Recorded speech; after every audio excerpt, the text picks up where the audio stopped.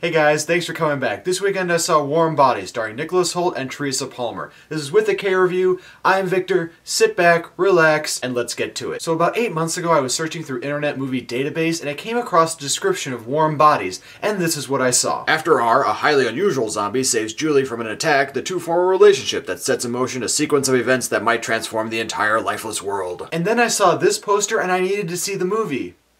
Aw, he brought her a flower. So the movie Warm Bodies is actually based off a novel written by Isaac Marion. If you want to learn more about this author, please click in the description below to find out more about him. Now, if you've heard anything about this movie, you've probably heard that it does reference the story of Romeo and Juliet, and it does. It was intentional by the author to have these two characters represent the characters of Romeo and Juliet. So the movie starts out a few years after the zombie apocalypse and we meet a teenage zombie named R, and he's played by Nicholas Hoult. Now a lot of us remember him from that X-Men movie, X-Men First Class, where he played Beast. He's also going to appear in the sequel to that one, and he's going to be in another upcoming movie by Bryan Singer called Jack the Giant Slayer. So in the movie, R saves Julie from a zombie attack and then he starts to fall in love with her. And I know, it sounds like a Twilight BS love story, but come on, let's just give it a little bit of a chance here. Just a little bit, come on guys. Now I can't say I've seen Teresa Palmer in a whole lot of movies. Actually, I skipped The Sorcerer's Apprentice and a bunch of other ones that she was in, but in this movie she actually does a pretty good job playing Julie. She doesn't overdo it on the teenage angst and love. She actually has a very good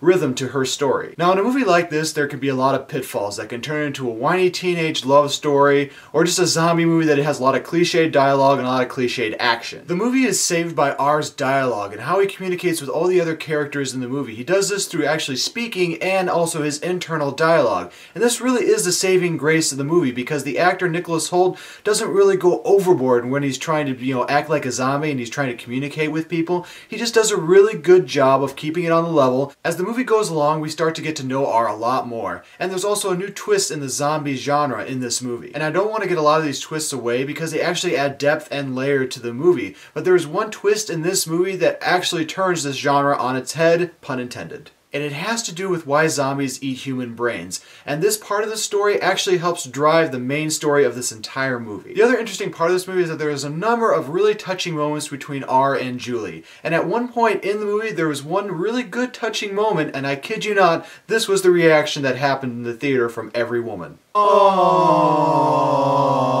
But just to let you know, there was not one guy in that theater going, "Damn it, this sucks, I better get some after this." Along with the dialogue in this movie, there are also a lot of really good supporting characters, like John Malkovich, who plays Julie's father, and Rob Corddry, who plays R's friend. Now I really thought John Malkovich's character was really going to be one of those throwaway characters along with Rob Corddry's character, but they weren't. They actually helped to drive the story and added another emotional level to the movie. But this movie does have its fault. It has specifically to do with Rob Corddry's character. Even though his character is really good, there were a few times that Corddry's character really were off, and I didn't really understand why he was able to talk better than R at sometimes, but his character does have another dimension to him, and I really enjoyed seeing him in a little bit more dramatic role rather than always seeing him in a comedic role. But in the end of everything, this zombie love story has brains.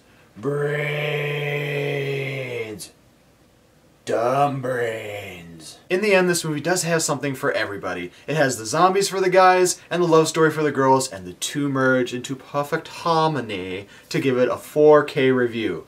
Go see this one in theaters, guys, and when it comes out on video, rent it on a Friday night, date night. You'll enjoy it. Thanks guys for watching my show. Really appreciate all my viewers, and never forget, if you don't like what you're watching, you can always turn it off. Thanks guys.